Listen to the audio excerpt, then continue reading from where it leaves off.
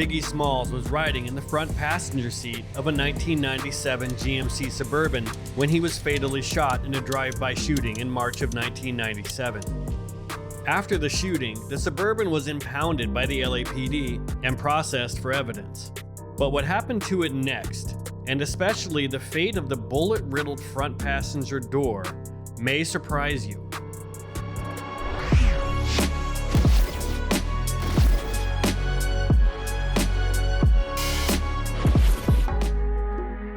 Three days after Biggie was killed, technicians with the LAPD checked his Suburban for fingerprints and inspected the 6 bullet holes in the front passenger door. Biggie's Suburban was rented from a local budget rent-a-car, and 2 days after it was processed for evidence, the vehicle was returned to that rental company. And that really should have been the end of it.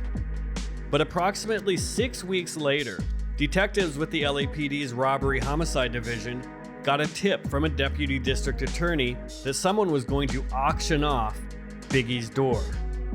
Someone had removed the door from the Suburban and was trying to sell it. And this is where the world of murderabilia, which is the collection of artifacts tied to murders and other violent crimes, collides with this case.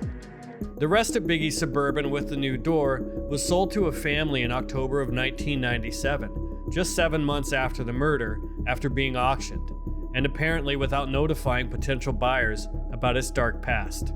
It wasn't until 2005 that the new owners of the Suburban found out about the vehicle's history, when the LAPD tracked them down and notified them that they may need to borrow the car, possibly due to the wrongful death lawsuit filed against the department by Biggie's estate. Basically, they were going to need the car back as evidence. After learning its tragic place in music history, in 2017, the current owners tried to sell the Suburban for $1.5 million.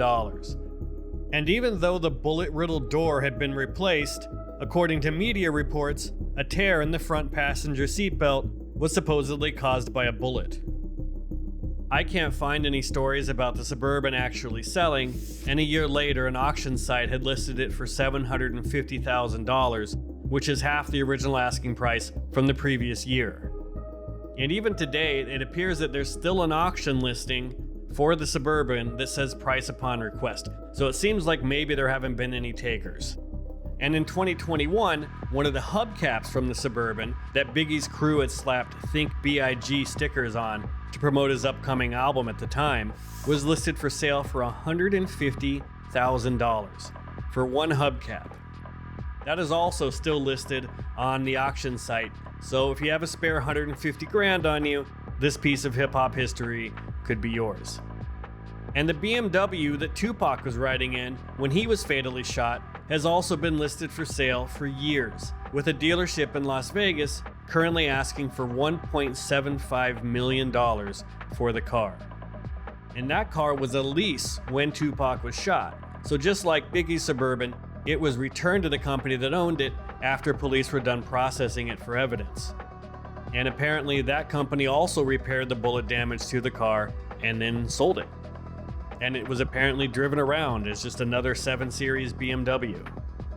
The Vegas dealership selling the BMW today has had the car for years, and it seems like the price keeps getting raised every few years, even though no one has bought it. So it seems like it may be more there as a display to attract customers to come into the dealership. And it works. I see a fresh wave of headlines about this car in the media every year or two.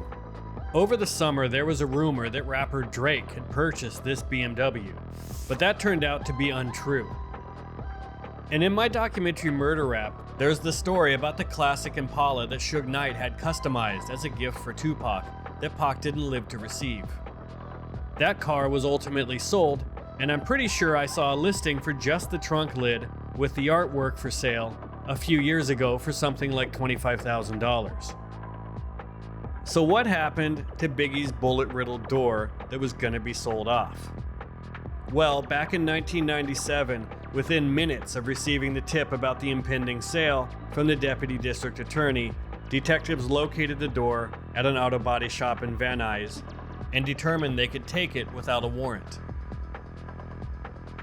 And it's my understanding that ever since, the door now sits and an LAPD evidence warehouse.